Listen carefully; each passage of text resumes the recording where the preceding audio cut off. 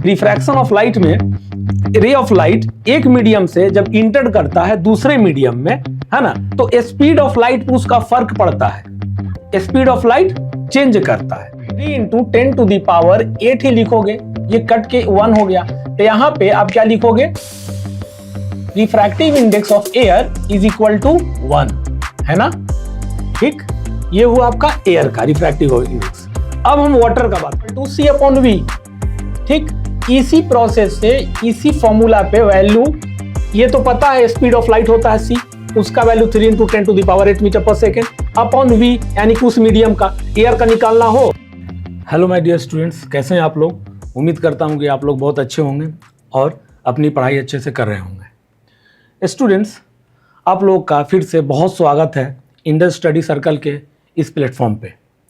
मैं आपका टीचर ऋतुराज रंजन फिर से आपको स्वागत करता हूं इस नए सेशन में, है ना। स्टूडेंट्स, हम लोग क्या करेंगे आज, पहले के जितने क्लासेस थे हमने रिफ्लेक्शन के बारे में देखा था, मिरर के बारे में देखा था, बट इस सेशन में आपको बहुत कुछ नया सीखने को मिलेगा, नया टॉपिक नया सीखने को मिलेगा, है ना। तो क्या एक्साइटेड हैं आप लोग? चलिए, आज हम लोग बात करने वाले हैं रिफ्रैक्शन ऑफ लाइट के बारे में। अभी तक हम बात कर रहे थे रिफ्लेक्शन ऑफ लाइट, बट आज हम लोग बात करेंगे रिफ्रैक्शन ऑफ लाइट। दोनों में डिफरेंस क्या है, सबसे पहला चीज समझना कि दोनों में डिफरेंस क्या है, दोनों होता क्या है ना, और इसके क्या क्या यूजेस हैं। तो चलिए स्टूडेंट्स, हम अपने सेशन को स्टार्ट करते हैं। देखिए, यहां है रिफ्रैक्शन ऑफ लाइट। तो रिफ्रैक्शन ऑफ लाइट में जैसा कि आप डायग्राम देख रहे होंगे, यहां पे एक लाइट इनकमिंग है और फिर रिफ्रैक्ट कर जा रहा है ना। ये आ रहा है और फिर ये रिफ्रैक्ट कर जा रहा है। इसको आप क्या बोलते हैं, जो भी ये लाइट आता है, इंसिडेंट लाइट। क्या बोलते हैं? इंसिडेंट लाइट, है ना। और ये जो लाइट है ना, इसको कहते हैं रिफ्रैक्टेड लाइट। क्या कहते हैं? Refracted light. देखिए, पहले रिफ्लेक्शन में क्या होता था कि इनकमिंग जो इंसिडेंट लाइट होता था ना, वो सरफेस पे टकरा के वो वापस उसी मीडियम में चला आता था, है ना। वापस जैसे हम लोग ये देखते थे आप, है ना, ऐसा ये ऐसे आया और ऐसे चला गया, ठीक, और ये चला गया, ये होता था हमारे पास नॉर्मल, है ना। ये इंसिडेंट लाइट, ये रिफ्लेक्टेड लाइट। तो रिफ्लेक्शन ऑफ लाइट में क्या आया, इनकमिंग लाइट आया और ये मान लीजिए कि कोई मिरर है, प्लेन कह दीजिए, तो इससे टकरा करके वो वापस उसी मीडियम में, क्यों? क्योंकि ये मीडियम 1 है ना, मीडियम 1 यहां इंटर नहीं कर सकता, है ना। वो आया, टकराया और वापस चला गया उसी मीडियम में, सेम मीडियम में। ये होता है रिफ्लेक्शन ऑफ लाइट, ठीक। बट यहां पे अब कहोगे कि सर ये जो आप डायग्राम बना है और ये डायग्राम, दोनों में क्या अंतर है? अंतर होना चाहिए ना। यहां आप देख रहे हैं दोनों सेम लग रहा है, बिल्कुल अंतर है। अंतर क्या है? देखिए, यहां पे ये जो लाइट आया ना, ये चला गया और ये जो है ऐसा, इस तरह से बहुत सारा। तो यहां कहने का मतलब मेरा क्या हुआ स्टूडेंट्स, कि इनकमिंग लाइट जो आया ना, वो रिफ्लेक्ट भी हुआ और इंटर कर गया दूसरे मीडियम में, है ना, दूसरे मीडियम में भी इंटर किया, ठीक। तो जैसे आप एक चीज ध्यान करो, गौर करना कि आप कभी भी पॉन्ड वॉन्ड के पास गए होंगे, तालाब में, है ना, गए होंगे।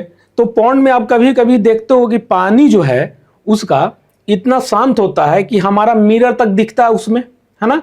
और छोटे छोटे कण या जो भी जीव, मछली, छोटा छोटा कीड़े मकोड़े, कभी कभी वो दिखते हैं आपको, है ना। आपको ज्यादा एफर्ट नहीं लगाना होता है, बट आप देख पाते हैं। ऐसा क्यों होता है? ऐसा इसलिए होता है क्योंकि रिफ्लेक्शन ऑफ लाइट जो आया ना, तो वो रिफ्लेक्ट किया, बट उसका लाइट जो है वो इंटर कर गया वाटर में, और वाटर में जब इंटर किया तो हमारे आंखों तक उसका रिफ्रैक्शन आया। Then we will able to see the inside the object, है ना। तो इसलिए कि ये लाइट आया, कुछ रिफ्लेक्ट करेगा ऐसा नहीं है, बट और क्या होगा कि बहुत सारे लाइट ऐसे भी होंगे जो इंटर कर जाएंगे दूसरे मीडियम में। यानी कि ये आपका क्या है, इसको आप कह दीजिए रेयर मीडियम और इसको कह दीजिए डेंसर मीडियम, है ना। ये रेयर मीडियम हो गया, रेयरर, और ये डेंसर। यहां पे पार्टिकल्स जो है, ये एयर है तो पार्टिकल्स दूर दूर है। वाटर में इन कंपैरिजन टू एयर उसके पार्टिकल्स थोड़ा कॉम्पैक्ट है। Get it. तो ये रे ऑफ लाइट आया और ये रिफ्रैक्ट कर गया और कुछ इंटर किया, तो इंटर करने से भी हम लोग देख पाते हैं कि अच्छा पानी के नीचे, है ना, थोड़े सतह पे उसका क्या क्या है। ये हायर सी में आपको नहीं दिखेगा ऐसा। मैं एक छोटा एग्जांपल बताया जहां आप मिरर देख पाते हो, जैसे पॉन्ड हो गया, है ना, जैसे एक बकेट वाटर लेते हो आप, उसमें भी देखना आपका मिरर दिखेगा। कभी कभी आप क्या करते हो, उसका बॉटम देखते होगे बकेट का को ऊपर की ओर दिखता है, तो ये सब रिफ्रैक्शन है ना। स्टिक डालोगे थोड़ा सा टिल्टेड दिखेगा आपको, तो ये कारण क्या है, रिफ्रैक्शन ऑफ लाइट, है ना। तो ये चीज है यहां पे। तो यहां जैसे ही इंटर किया तो हम लोग देख पाते हैं ये रिफ्रैक्टेड लाइट हो गया, इंसिडेंट लाइट आया और ये नॉर्मल हो गया, है ना, ये नॉर्मल हो गया। ठीक, अब देखिए यहां पे जो लाइट आता है वो रिफ्रैक्ट कर जा रहा है, कुछ लाइट इंटर कर गया। तो जैसे रिफ्रैक्शन ऑफ लाइट उसे कहेंगे कि जैसे एक रे ऑफ लाइट आया और वो दूसरे मीडियम में इंटर कर गया। प्रोपोगेशन ऑफ लाइट जो हुआ ना, है, वो दूसरे मीडियम में भी हुआ। तो यहां से मीडियम 1 से, यानी कि रेयर मीडियम से, ray of light denser medium में भी इंटर्ड किया, है ना, इंटर्ड किया। बट रिफ्लेक्शन में ऐसा नहीं होता था। ये क्या है, इसको यहां आप रिफ्लेक्शन लिख लो। इसमें ऐसा होता था क्या, नहीं, रिफ्लेक्शन में ऐसा नहीं होता था। जिस मीडियम से रे ऑफ लाइट आया उसी मीडियम में सेम एंगल बना करके वो रिफ्लेक्ट कर जाता था। लेकिन रिफ्रैक्टेड में, रिफ्रैक्शन ऑफ लाइट में क्या होता है, इंटर कर गया एक मीडियम से दूसरे मीडियम। अब बात आती है स्टूडेंट कि जब इंटर किया तो इंटर कर रहा हो तो क्या प्रोपोगेशन ऑफ लाइट जो होगा सेम स्पीड से होगा क्या। अब सिंपल सोचो कि जैसे हम या आप रनिंग कर रहे हैं, तो खाली जगह है तो हम लोग बहुत तेजी से रनिंग कर सकते हैं। बट अगर भीड़ भाड़ जगह आ जाए, क्राउडेड, तो वहां पे आप कर पाएंगे क्या रनिंग, उसी स्पीड से नहीं कर पाएंगे। आपको स्पीड में कुछ बदलाव करना होगा, यानी कि आपका स्पीड कम होगा या इधर उधर घूम करके कहीं जा पाएंगे फिर, है ना। तो चेंजेस आएगा। तो ये है इसमें कि रिफ्रैक्शन का जब रे ऑफ लाइट आता है ना, तो एक मीडियम से जब दूसरे मीडियम में प्रोपोगेशन ऑफ लाइट होता है, लाइट जो ट्रैवल करता है वो क्या करता है, कुछ एंगल बना करके, है ना, सेम स्पीड से नहीं आता है, कुछ एंगल बना करके वो प्रोपोगेट करता है ना। तो अब बात आएगी कि नॉर्मल से टुवर्ड्स होता है या अवे फ्रॉम द नॉर्मल। तो ये सब जो चीजें हैं इसको हम आगे देखेंगे। पहले ये समझना जरूरी है कि रिफ्रैक्शन ऑफ लाइट नॉर्मली क्या होता है। तो ये चीज मेन आप समझ गए कि रिफ्रैक्शन ऑफ लाइट में रे ऑफ लाइट एक मीडियम से जब इंटर करता है दूसरे मीडियम में, है ना, तो स्पीड ऑफ लाइट पर उसका फर्क पड़ता है, स्पीड ऑफ लाइट चेंज करता है ना। तो अब देखिएगा यहां पे हम लिखते हैं, आपको ये समझ गया ना, स्पीड ऑफ लाइट, यहां लिखते हैं स्पीड ऑफ लाइट। अब आप जवाब देंगे इसका स्पीड ऑफ लाइट का कि यहां पे अगर मैं लिखूं स्पीड ऑफ लाइट, गैस है ना, यहां लिक्विड है ना,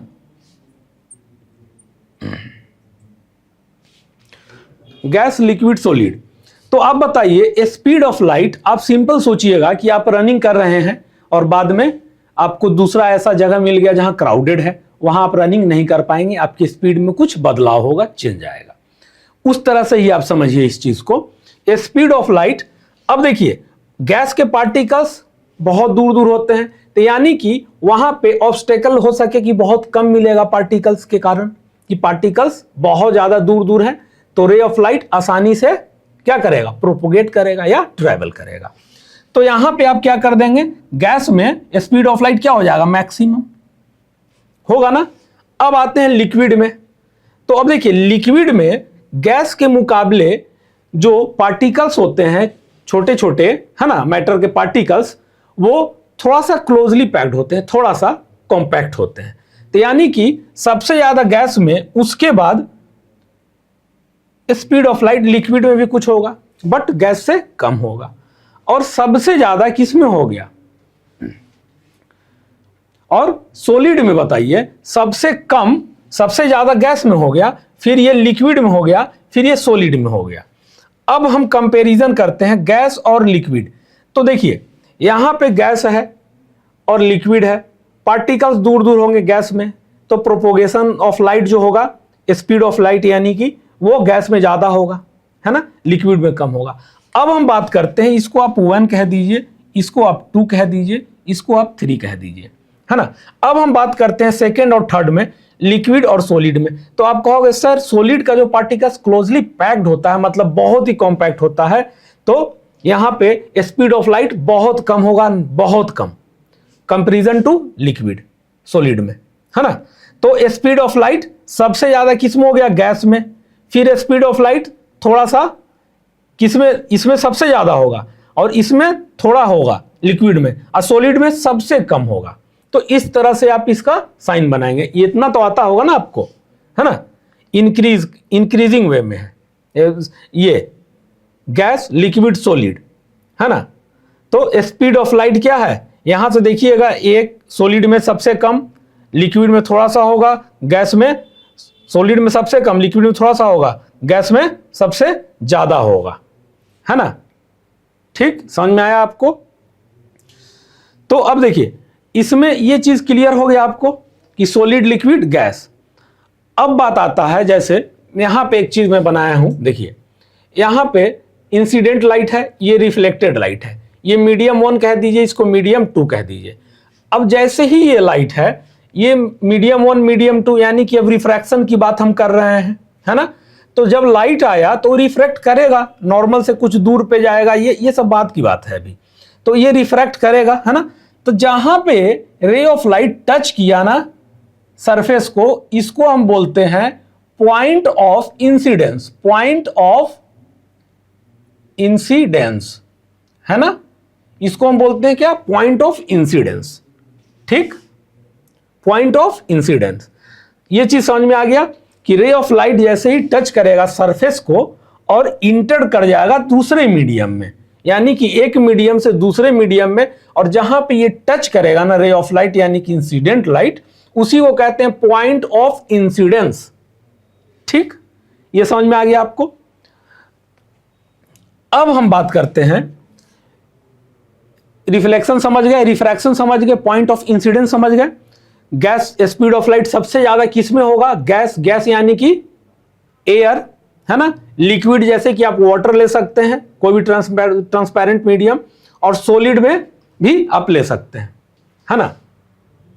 सॉलिड में थोड़ा जैसे आपको ट्रांसपेरेंट ग्लास आएगा, है ना, ये सब चीज आएगा। तो हम आप ये भी जानते हैं कि रिफ्रैक्टिव इंडेक्स की अब बात होती है। इतना समझने के बाद ये सब क्या है, ये नॉर्मल हम लोग समझ रहे हैं कि रिफ्रैक्शन होता क्या है। ठीक, ये चीज। तो सबसे ज्यादा स्पीड ऑफ लाइट किस में होगा, तो आप कहोगे सर इन तीनों में जो आप लिखे हैं ना, गैस, लिक्विड और सॉलिड, सबसे ज्यादा गैस में होगा, है ना, फिर लिक्विड में होगा, फिर सॉलिड में होगा। कंपैरिजन में अगर बोलूं कि लिक्विड और सॉलिड में बात करो, तो ये दोनों कंपैरिजन में लिक्विड जो होगा वो रेयरर मीडियम हो जाएगा और सॉलिड जो होगा डेंसर मीडियम हो जाएगा, है ना। कंपैरिजन में we will talk always in comparison with one medium to another. Okay, अब देखिए अगर मैं 1 और 2 कंपेयर करूंगा तो ये तो रेयरर मीडियम हो जाएगा और लिक्विड क्या हो जाएगा, डेंसर मीडियम, है ना। तो हम कह सकते हैं कि यहां से speed of light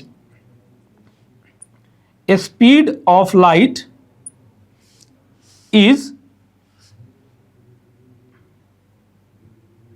minimum in denser medium in comparison to, है ना, denser medium in comparison to speed of light is minimum, कम होगा डेंसर मीडियम में in comparison to rarer medium, है ना। ठीक, स्पीड ऑफ लाइट मिनिमम होगा denser medium में, किसके कंपैरिजन में, रेयरर मीडियम से अगर हम कंपेयर करेंगे तो। ठीक, तो ये समझ में आया आपको। अब हम बात करेंगे रिफ्रैक्टिव इंडेक्स के बारे में। ठीक है स्टूडेंट्स, चलिए अब आगे देखते हैं रिफ्रैक्टिव इंडेक्स और एब्सोल्यूट रिफ्रैक्टिव इंडेक्स। देखिए रिफ्रैक्टिव इंडेक्स और एब्सोल्यूट रिफ्रैक्टिव इंडेक्स क्या कहता है। रिफ्रैक्टिव इंडेक्स जो है ना, वो बाबू डिसाइड करता है क्या डिसाइड करता है कि स्पीड ऑफ लाइट क्या होगा। तो ये आप पूछोगे सर आप ये कैसे बोल सकते हो, बिल्कुल आप डेफिनेशन पढ़ो इसका। It is defined as the ratio of speed of light in vacuum, है ना, speed of light in vacuum to the speed of light in medium, यानी कि any medium you can say. तो यहां पे नया टर्म क्या है, वैक्यूम। वैक्यूम मतलब होता है क्या बच्चों, in the absence of air. तो लाइट का जो प्रोपोगेट करता है ना, लाइट स्पीड ऑफ लाइट यानी कि प्रोपोगेशन ऑफ लाइट जो होता है वो सेम माना जाता है विथ एयर और विदाउट एयर, मींस वैक्यूम। इसलिए क्योंकि नेग्लिजिबल जो होता है, माना जाता है कि बहुत ही नेग्लिजिबल एयर जो है रेजिस्ट करता है, इसलिए हम लोग सेम लेते हैं ऑलमोस्ट। तो वैक्यूम का मतलब क्या होता है, ये चीज आपके पास क्या होगा, एब्सेंस ऑफ एयर। आप लिख लो कहीं इसको, एब्सेंस ऑफ एयर, है ना, वैक्यूम एब्सेंस ऑफ एयर। तो अब देखिए it is denoted by N, या कोई भी और बुक लेते हो उसमें कोई और से डिनोट करता है, तो ये ठीक। अब देखिए n is equal to speed of light in vacuum upon speed of light in medium. हमने आपको क्या कहा, हमने अभी क्या कहा कि वैक्यूम में जो होगा ना, ठीक, वही एयर का होता है। तो ऑलमोस्ट प्रोपोगेशन सेम माना जाता है due to very negligible resistance of applied by air. Okay, तो इसलिए ये हो गया। अब देखिए स्पीड ऑफ लाइट जो वैक्यूम में है, एयर का भी है, तो एयर का क्या होता है speed of light, you know 3 × 10⁸ metre per second. Get it, 3 × 10⁸ metre per second. अब divided by speed of light in medium. In medium मतलब एक तो हो गया आपका एयर का यानी वैक्यूम का, दूसरा कोई और मीडियम, वो हो सकता है ग्लास मीडियम हो यानी कि डेंसर मीडियम हो सकता है कि वाटर का हो। यानी कि हम लोग जब भी बात करते हैं बाबू, तो बात करते हैं हम लोग कंपैरिजन में। किसमें बात करते हैं, कंपैरिजन में, है ना। अगर हम एयर और लिक्विड लेते हैं, उसमें अगर हम बताएंगे आपको या आपसे पूछते हैं कि कौन मोर डेंसर होगा एयर और लिक्विड में, तो आप कहोगे sir liquid is more denser. But हम लिक्विड और सॉलिड में आते हैं, उसमें आपसे पूछूं कि व्हिच इज मोर डेंसर, तो आप कहोगे sir here solid is most denser या मोर डेंसर, है ना। तो we will talk always in comparison. तो समझिए ये चीज क्लियर हो गया। उसी को ये जो होता है ना speed of air, speed of light in air medium, 3 × 10⁸ metre per second. तो n हो गया, और इसको आप स्पीड ऑफ लाइट को आपको पता है कि इसको c से डिनोट करते हैं, किससे, c से। तो कैपिटल C अपॉन v हो गया speed of light in any medium, ये हम डिनोट करते हैं उसको। तो n is equal to C upon v हो गया आपके पास, ठीक। अब आगे आइए, यहां देखिए एयर, तो एयर में हम बात करते हैं रिफ्रैक्टिव इंडेक्स, है ना। रिफ्रैक्टिव इंडेक्स ऑफ एयर ऐसे तरीका है लिखने का। रिफ्रैक्टिव इंडेक्स n से डिनोट किया आपने, तो किस में आपको पता करना है, तो एयर में, है ना। तो आप क्या करोगे, आप कहोगे सर स्पीड ऑफ लाइट जो होता है, speed of light in vacuum divided by speed of light in medium. तो यहां पे कौन सा है, एयर मीडियम। तो पहले तो आप डेफिनेशन के अनुसार क्या लिखोगे, देखो speed of light in vacuum. चलिए तो मैं यहां लिखूंगा नहीं, मैं आपको बता दे रहा हूं speed of light in vacuum क्या होगा। तो आप कहोगे सर ये हो जाएगा 3 × 10⁸, ठीक है। अपॉन में आ जाओ, तो अपॉन में क्या है, speed of light in medium, मतलब किस मीडियम में, तो एयर मीडियम ही है।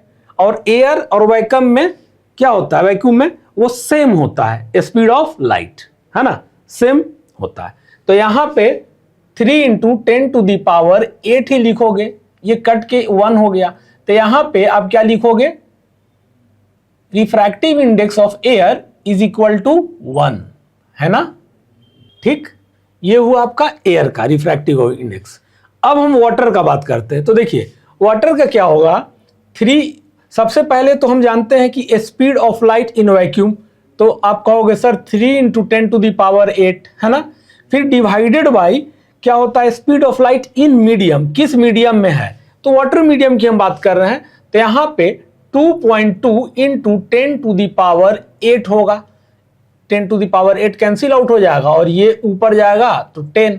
तो हमारे पास 30/22 मीन्स आप देखिएगा तो रिफ्रैक्टिव इंडेक्स ऑफ वाटर ये आपका हो जाएगा 1.33 समथिंग, है ना, ये ठीक। अब देखिए रिफ्रैक्टिव इंडेक्स ऑफ ग्लास का, तो आप तो पहले वो लिखेंगे speed of light in vacuum, ठीक है सर।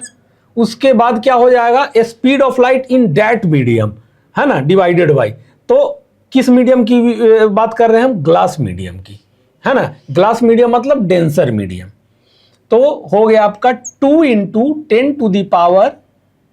आप देखिए आप टेंशन नहीं लेना, क्योंकि ये जो है ना टेबल भी मैं बताऊंगा इसका, तो ये चीज आप अभी समझ लो कि रिफ्रैक्टिव इंडेक्स जो होता है ग्लास का 2 × 10⁸ मीटर/सेकेंड, इस तरह से आप याद रख लो अभी। और वाटर का 2.2 × 10⁸ मीटर/सेकेंड होता है, ठीक है ना। मैं टेबल बताऊंगा आपको, डोंट वरी। तो ये हो गया, ये कैंसिल आउट हो गया, 2 से इसको करोगे आप 1.5 टाइम्स, यानी कि आपके पास अगर देखा जाए तो रिफ्रैक्टिव इंडेक्स ऑफ ग्लास जो हो जाएगा 1.5, है ना, ये ठीक। अब देखिए यहां पे हम रखे हैं फर्स्ट सेकंड थर्ड, यानी कि ये फर्स्ट सेकंड थर्ड। तो यहां पे क्या हो गया, एयर की बात करेंगे जब फर्स्ट बोलेंगे, तो सेकंड बोलेंगे यानी वाटर की बात करेंगे, और थर्ड बोलेंगे यानी कि ग्लास की बात करेंगे हम, है ना। तो अब हम देखते हैं speed of light in medium, क्या, स्पीड ऑफ लाइट, ठीक है। तो देखिए स्पीड ऑफ लाइट की हम बात करेंगे क्या होता है। तो 1 में क्या है, एयर है, तो आप लिख लो इसको ना, यहां पे लिख ही लो ऐसे करके, है ना, रुक जाओ 1 मिनट, ये आप लिख लो यहां पे एयर, है ना, ऐसा। इसको आप लिख लो वाटर, है ना, आप इसको लिख लो ग्लास, ठीक। अब मैं पूछूं आपसे कि आप मुझे बताओ कि अगर मैं रेयरर मीडियम की बात करूं, रेयरर मीडियम, तो साइन कैसे होना चाहिए, कौन सा रेयरर मीडियम है। रेयरर मीडियम का क्या हुआ कि जिसमें स्पीड ऑफ लाइट ज्यादा हो, क्यों, क्योंकि पार्टिकल्स कॉम्पैक्ट नहीं होते, दूर दूर होते हैं, तो ऑब्स्टेकल क्रिएट नहीं हो पाएगा वहां पे, तो propagation of light will be easy there, okay. तो अब बताइए रेयरर मीडियम में अगर हम बात करें, तो तीनों में सबसे ज्यादा रेयरर मीडियम की बात करें तो किस में, कौन सा है रेयरर मीडियम, तो यहां पे लिख देता हूं मैं रेयरर मीडियम, है ना, ये हो गया रेयरर मीडियम। तो देखिए रेयरर मीडियम में सबसे ज्यादा कौन सा है, एयर है ना, तो ऐसे साइन हो जाएगा, रेयरर मीडियम एयर हुआ। वाटर और ग्लास में अगर हम बात करें कि रेयरर मीडियम कौन सा होगा, रेयरर मीडियम हम क्या बोले थे आपको कि ऑलवेज हम लोग बात करेंगे इन कंपैरिजन, है ना, कंपैरिजन में हम बात करेंगे कि this is rarer, this is denser, है, समझ आया। तो हम बात कर रहे हैं अभी फर्स्ट एंड सेकेंड, तो फर्स्ट सेकेंड यानी एयर और वाटर में रेयरर मीडियम कौन सा होगा, तो आप बोलोगे सर एयर होगा। अब वाटर और ग्लास में मैं बात करूं तो रेयरर मीडियम कौन सा होगा, तो आप कहोगे सर वाटर होगा, है ना, ये होगा। अब मैं बात करता हूं आपसे डेंसर मीडियम, है ना, डेंसर मीडियम में बताइए आप, डेंसर मीडियम का मतलब क्या हुआ कि उसमें प्रोपोगेशन ऑफ लाइट बहुत कम होगा, है ना, क्योंकि आपको पता है रिफ्रैक्टिव इंडेक्स अगर ज्यादा होता है तो प्रोपोगेशन ऑफ लाइट है ना, कि यानी कि स्पीड ऑफ लाइट उसमें मिनिमम होता है। समझ में आ रहा है? हाँ? ये चीज है। तो अब डेंसर मीडियम बताइए, तो आप कहोगे सर एयर और वाटर का। जी बिल्कुल, एयर वाटर में डेंसर कौन सा हो जाएगा? हमेशा कंपैरिजन में बात करेंगे हम लोग। तो आप कहोगे सर वाटर, तो साइन कैसे जाना चाहिए? डेंसर मीडियम दोनों में, एयर वाटर में किसका ज्यादा होगा आप बताइए? तो आप कहोगे सर वाटर, डेंसर एयर से ज्यादा होगा, मोर डेंसर एयर और वाटर में वाटर होगा। तो साइन ऐसा बनाओगे कि नहीं बनाओगे आप, है ना? और मैं पूछूं फिर, अब बात करते हैं वाटर और ग्लास में। अब ये दोनों में आप बताओ है कि ये दोनों में मोर डेंसर कौन हुआ, यानी कि डेंसर कौन हुआ ज्यादा? तो आप कहोगे sir air water, air water में तो वाटर हो गया था, और वाटर ग्लास में क्या होगा? तो आप कहोगे सर ग्लास हो जाएगा। बिल्कुल, तो ऐसा साइन आप बनाओगे, है ना? ग्लास को आप सॉलिड ही मानोगे, ठीक? तो एयर वाटर ग्लास में आप देख लिए, रेयरर मीडियम डेंसर मीडियम इस तरह से बिहेव करेगा, ठीक? ये चीज। तो अब एक चीज और यहां से ये चीज क्लियर हो गया। अब जो आप फॉर्मूला लिखे हैं, तो एक चीज आप समझिएगा फॉर्मूला में, n is equal to C upon V, है ना? ये बहुत इंपॉर्टेंट है ना ये। अब एक चीज बताइए इसमें, अगर मैं रिफ्रैक्टिव इंडेक्स को बढ़ा दूं, मतलब रिफ्रैक्टिव इंडेक्स कैसे बढ़ेगा आप बताना? तो आप कहोगे सर रिफ्रैक्टिव इंडेक्स जो है, जब मैं ये इसका वैल्यू कम हो, यानी कि आप फॉर्मूला देखिए, speed of light in medium का नीचे का वैल्यू कम होगा, तभी तो रिफ्रैक्टिव इंडेक्स ज्यादा होगा। क्यों? क्योंकि बोथ आर रेसिप्रोकल। रेसिप्रोकल का मतलब क्या होता है कि अगर एक को बढ़ाते हो तो दूसरा घटेगा, दूसरा अगर बढ़ता है तो एक घटता है। This is meaning of reciprocal, है ना? तो अब देखो, सी से कोई मतलब नहीं है हमें, सी एज इट इज रहेगा, हमें वी से मतलब, यानी कि speed of light in medium से। तो इसका वैल्यू अगर आप ऐसे कर देते हो, घटाते हो, तो एन का वैल्यू क्या होगा? बढ़ेगा कि नहीं बढ़ेगा? बढ़ेगा ना? ये चीज समझाना था। अगर मैं इसका वैल्यू बढ़ा दूं, इसका वैल्यू v का नीचे का जो वैल्यू बढ़ा दूं, तो n का वैल्यू घट जाएगा कि नहीं घट जाएगा? घट जाएगा ना? तो आप क्या करोगे, ये ऐसे बना दोगे तो ये बढ़ गया। अब इसी का उल्टा, कि इसको जब आप ऐसे कर लो, अगर आप इसको फिर नीचे वाला टर्म की हम बात कर रहे हैं हमेशा, तो अगर इसको आप बढ़ाते हो तो इसका जो वैल्यू है वो क्या हो जाएगा? घट जाएगा। क्यों? क्योंकि रेसिप्रोकल है ना? आप देखो, जैसे यहां पे आप लिखते हो क्या, x इज इक्वल टू, समझना, ये कोई भी वैल्यू है, मान लेते हैं 2 है, और यहां पे अगर 2 लिखा तो x का वैल्यू क्या हो गया? 1 हो गया। अगर मैं नीचे को, अब देखना ये नॉर्मल वैल्यू है 2/2, अब x पता करना है, तो 2 अपॉन नीचे का वैल्यू को मैं बढ़ा दूं, यानी कि 2 के जगह 3 कर दूं, कितना है? 18, 0.6, 1 से कम हो गया कि नहीं हो गया? तो वैल्यू x का घटा कि नहीं घटा? ये अगर आप बढ़ा दिए तो ये घटा नहीं, ये वैल्यू देखो 0.6 आ गया।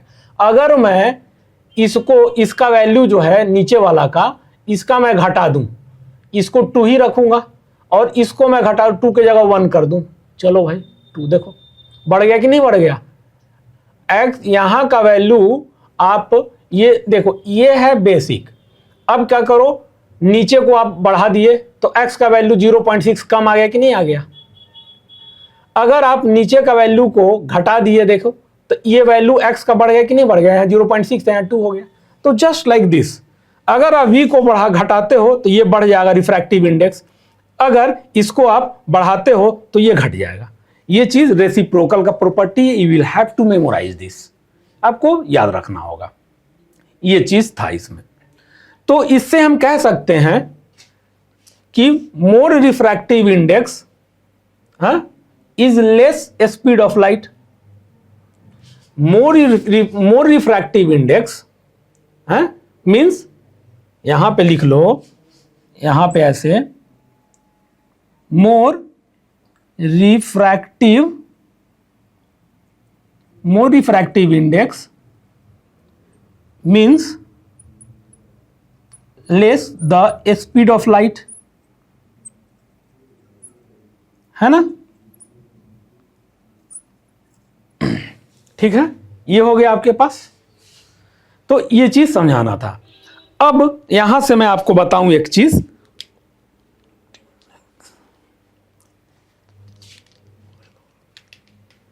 नोट करो।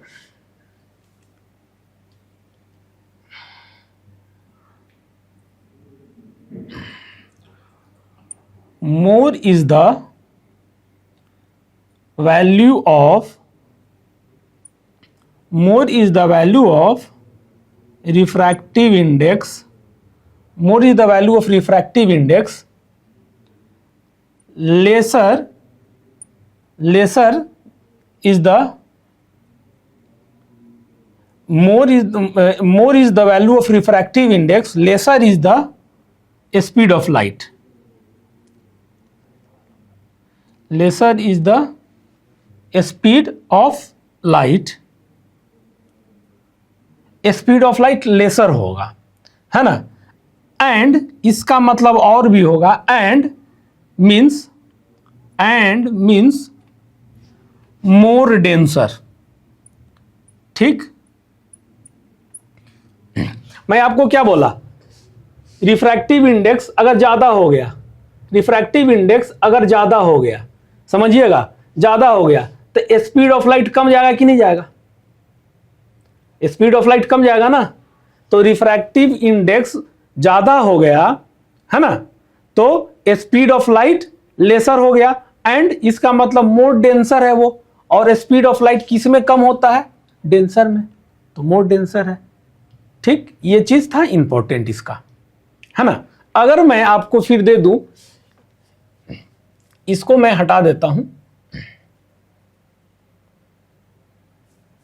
देखिए, अगर मैं ए और बी ऐसा कुछ लिख करके दूं आपको और पूछता हूं, यहां आप कर दो ए, यहां बी, अब बताओ रिफ्रैक्टिव इंडेक्स का वैल्यू जो है वो यहां पे है आपका 4 और यहां पे है 5, तो एसपी रिफ्रैक्टिव इंडेक्स का वैल्यू दिया हूं, ए का है 4 और बी का है 5, तो अब बताओ डेंसर सबसे ज्यादा कौन होगा।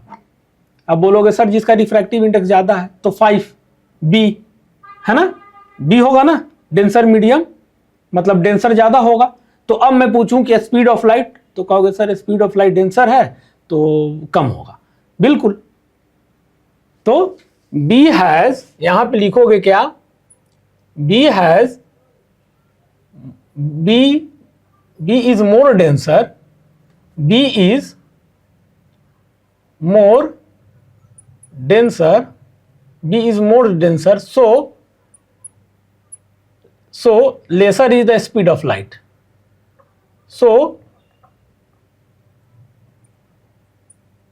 lesser is the speed of light, है ना। और क्यों ऐसा होता है मैंने यहां बताया है आपको कि रिफ्रैक्टिव इंडेक्स बढ़ेगा तो आप देखिए कैसे बढ़ता है, अगर कौन घटता है तो कौन बढ़ेगा, ये चीज बता दिया मैं कि रेसिप्रोकल होता है। अगर रिफ्रैक्टिव इंडेक्स बढ़ाना है तो आपको v का वैल्यू कम करना होगा, अगर रिफ्रैक्टिव इंडेक्स घटता है या घटाना है तो v का वैल्यू ज्यादा वाला लेना होगा। तो ये चीज आज का हमारे लेक्चर में देखे। और एक चीज में रह गया है ना, जो आपका टेबल है रिफ्रैक्टिव इंडेक्स टेबल का, अब थोड़ा उसकी बात कर लेते हैं, है ना। ठीक है स्टूडेंट्स, चलिए अब आगे देखते हैं हम लोग क्या देखेंगे, रिफ्रैक्टिव इंडेक्स जो है उसका टेबल। चलिए देखिए, रिफ्रैक्टिव इंडेक्स टेबल जो है यहां पे आपका लिखा हुआ ट्रांसपेरेंट मीडियम और उसके बाद है यहां रिफ्रैक्टिव इंडेक्स। तो आपको क्या याद है, देखिए एयर का रिफ्रैक्टिव इंडेक्स क्या होता है 1, आइस का 1.31, वाटर का 1.33, है ना, अल्कोहल का 1.36, सल्फ्यूरिक एसिड का 1.441, केरोसिन ऑयल का आ गया 1 पॉइंट, केरोसिन ऑयल नीचे है थोड़ा, ये 1.43, टर्पेंटाइन ऑयल का हो गया 1.47, और एट लास्ट डायमंड का है होता है 2.42। ये तो सबको याद होता होगा, है ना। देखिए एयर का 1 है, आइस का 1.31, वाटर का 1.33, अल्कोहल का 1.36, सल्फ्यूरिक एसिड का 1.41, kerosene oil 1.43, turpentine oil 1.47 and atlas diamond सबसे ज्यादा 2.42, जहां तक हमें टेबल दिया गया है। ठीक, उतना तक में सबसे ज्यादा डायमंड का होता है। एक चीज बताइए, इसका वैल्यू रिफ्रैक्टिव इंडेक्स कैसे आया होगा? मैंने कुछ एग्जांपल आपको देके समझाया था, एयर, वाटर और ग्लास का। उसी तरह से इसका फॉर्मूला क्या होता है, देखिए n is equal to C upon V. ठीक, इसी प्रोसेस से, इसी फॉर्मूला पे वैल्यू, ये तो पता है स्पीड ऑफ लाइट होता है c, उसका value 3 × 10⁸ metre per second upon v, यानी कि उस मीडियम का, एयर का निकालना हो, है ना, तो speed of light in air. ठीक, उसके से आप डिवाइड करोगे तो आपको रिफ्रैक्टिव इंडेक्स मिल जाएगा। आइस का चाहिए तो उसका 3 × 10⁻, वो तो सब 8 सबके लिए सेम होने वाला है, बदलेगा तो स्पीड ऑफ लाइट आइस में। तो अगर स्पीड ऑफ लाइट पता होगा तब आप रिफ्रैक्टिव इंडेक्स फाइंड आउट कर सकते हैं। तो दिस इज द मेथड, ऐसे ही किया गया हो। ठीक, लेकिन यहां पे देखिए रिफ्रैक्टिव इंडेक्स आप क्या कर रहे हैं, देख रहे हैं यहां पे कि रिफ्रैक्टिव इंडेक्स क्या हो रहा है, इंक्रीज कर रहा है, इस तरह से इंक्रीजिंग, है ना। सबसे ज्यादा रिफ्रैक्टिव इंडेक्स अगर है तो ये बढ़ते हुए क्रम में है। वैल्यू 1 था, 1.33 हुआ, फिर 1.43, 1.47, एट लास्ट 2.42। ऊपर से टॉप टू बॉटम, यहां पे आप लिख लो टॉप और इसको आप कर लो बॉटम, टॉप टू बॉटम से इंक्रीज कर रहा है ना। टॉप में कम था, फिर बढ़ते बढ़ते बढ़ते बॉटम पे सबसे ज्यादा हो गया। तो रिफ्रैक्टिव इंडेक्स डायमंड का होता है सबसे ज्यादा 2.42। तो इससे क्या होता होगा, आप याद करो, स्पीड ऑफ लाइट क्या होगा, अगर रिफ्रैक्टिव इंडेक्स ज्यादा है तो स्पीड ऑफ लाइट, यहां पे लिख लोगे speed of light in diamond is less, या वेरी लेस कर लो, है ना, वेरी लेस। ये चीज आप याद रखना, क्या है, वेरी लेस। क्यों है, क्योंकि इसका रिफ्रैक्टिव इंडेक्स ज्यादा है। रिफ्रैक्टिव इंडेक्स ज्यादा का मतलब क्या है, वो डेंसर मीडियम है सबसे ज्यादा, और डेंसर मीडियम आपको पता है स्पीड ऑफ लाइट कम होता है ना, यही है। तो ये सब आज कंप्लीट हो गया, है ना आपका। हम लोग टेबल भी एट लास्ट देख लिए। अब नेक्स्ट क्लास जो होगा बच्चों, उस थोड़ा सा जो न्यूमेरिकल्स है ना एनसीईआरटी का कुछ कुछ, वो भी हम लोग देखेंगे, और इसके अलावा फर्दर रिलेटेड क्लास भी करेंगे। तो ठीक है students, do the practice as you can. Meet you soon in the next lecture. तब तक के लिए जय हिंद।